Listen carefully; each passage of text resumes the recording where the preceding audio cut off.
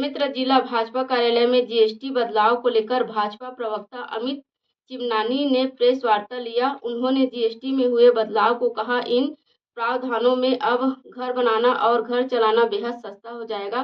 Good and service tax अब good और simple tax के नाम से भी जाना जाएगा। देश के कल अब तक के सबसे बड़े कर सुधार में से एक जीएसटी में हुए कर सुधार में आम आदमी के जीवन और अहम और सकारात्मक बदलाव आना तय है। केंद्र सरकार के इस ऐतिहासिक निर्णय से आम आदमी की बचत बढ़ेगी और लगभग 6 लाख करोड़ रुपए की खपत बढ़ेगी और आम आदमी के जीवन स्तर व देश के आर्थिक परिदृश्य में क्रांतिकारी मजबूत आएगी।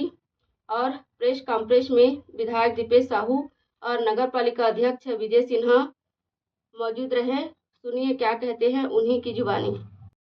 मोदी सरकार में अब घर बनाना और घर चलाना ये दोनों सस्ता हो गया है,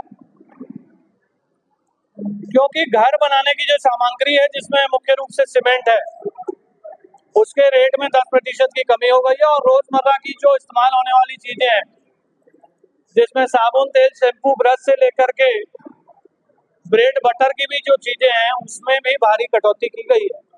तो घर चलाना और घर बनाना दोनों आसान हो गए। जीएसटी जो गुड्स एंड सर्विस टैक्स के रूप में जाना जाता है, अब गुड एंड सिंपल टैक्स के रूप में भी जाना जाएगा,